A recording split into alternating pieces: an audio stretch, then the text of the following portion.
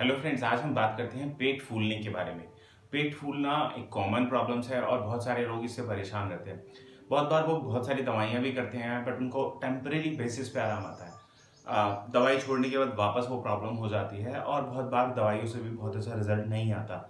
तो आज हम बात करेंगे हम ऐसा क्या करें जिसकी हेल्प से हमारा जो पेट फूलने वाली प्रॉब्लम है वो सॉल्यूशन उसका परमानेंटली हो सके।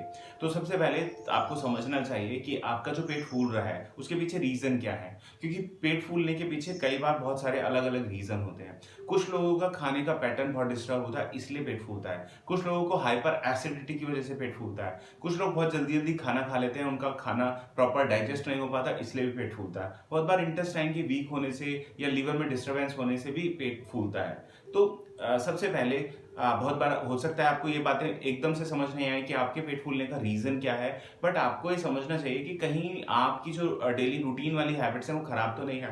आप बहुत ज़्यादा चाय तो नहीं पीते, आपको बहुत ज़्यादा हाइपर एसिडिटी तो नहीं होती। बहुत बार लोगों को एसिडिटी की प्रॉब्लम होती है बट वो फिर भी चाय बहुत ज़्यादा पीते हैं, जिसकी वजह से एसिडिटी बहुत ज़्यादा ट्रिगर करती है, जिसकी वजह से जो खाना खाते हैं वो प्रॉपर डाइजेस्ट नहीं होकर गैस का फॉर्मेशन होता है और पेट फूलता है। शुगर का इंटेक अगर आपका बहुत ज़्यादा है तो भी आपका पेट बहुत ज़्यादा फूलेगा, क्योंकि शुगर की वजह से, मीठे की वजह से बहुत ज़्यादा गैस का फॉर्मेशन होता है, जिसकी वजह से पेट फूलता है। बहुत बार वो गैस अगर रिलीज हो जाती है तो पेट कम फूलता है, बट बहुत बार जब वो गैस रिलीज नहीं हो पाती तो वो ब्लोटिंग के रूप में, वो पेट फूलने के रूप में मतलब पेशेंट कंप्लेन करता है। तो ऐसे केसेस में हमें समझना चाहिए कि क्या हैबिट ऐसी हैं जो डिस्टर्ब करती हैं। सबसे पहला जो मैं देखता हूँ पेशेंट में कि वो चाय कितनी लेता है, या वो ऐसी कुछ चीज़ें तो नहीं ले रहा जिनसे एसिड का फॉर्मेशन बहुत ज़्यादा होता है। चाय लेना एम्प्टी स्टमक बहुत ज़्यादा नुकसानकारक होता है। बहुत सारे उसके अदर कॉम्प्लिकेशन भी होते हैं, क्योंकि जब आप सुबह खाली पेट चाय लेते हैं तो उसका इम्पैक्ट आपके पूरे सिस्टम पे पड़ता है, क्योंकि खाली पेट होने की वजह से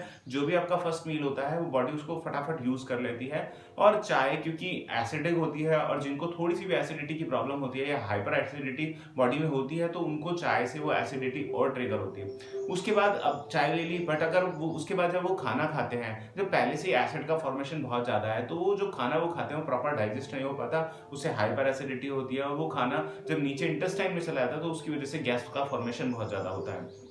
क्योंकि जो स्टमक का जूसेस होते हैं वो बहुत ज़्यादा एसिडिक होते हैं, बट लीवर का और पैनक्रियास के जो जूस होते हैं वो एल्कलाइन होते हैं। जब बहुत ज़्यादा स्टमक में हाइपर एसिडिटी होती है तो जो लीवर है और पैनक्रियास है, जब वो अपना जूस का सिक्रेशन करते हैं तो वो उस खाने को प्रॉपर एल्कलाइन नहीं कर पाते, जिसकी वजह से खाना थोड़ा एसिडिक रहता है और जाके इंटेस्टाइन प्रॉपर उसको डाइजेस्ट मतलब फंक्शन प्रॉपर नहीं कर पाते, जिसकी वजह से वहाँ पर गैस का फॉर्मेशन होता है और वो गैस आंतों में भर जाती है, जिसकी वजह से आंतें फूल जाती हैं और जिसको हम ब्लोटिंगनेस या पेट फूलना कहते हैं। अब ऐसे केसेस में आपको मैं 2-3 वैसे ही टिप बताना चाहूँगा जिसकी हेल्प से आप उसको सॉल्यूशन कर सकते हैं अपने पेट फूलने की वाली प्रॉब्लम का। तो पहला चीज़ है, तो आप एक तो देख लीजिए आप क्या कर रहे हैं। बहुत लोग पानी बहुत कम पीते हैं, पूरे दिन में 2 से 3 ग्लास या 4 ग्लास पानी पीते हैं। वो भी एक रीज़न होता है कई बार पेट फूलने का, क्योंकि जब आप खाना खाते हैं, जो खाने को डाइजेस्ट करने के लिए जो सिस्टम है उसमें पानी का इंटेक होना अच्छे लेवल पे वो बहुत ज़रूरी होता है, क्योंकि जो आपने खाना खाया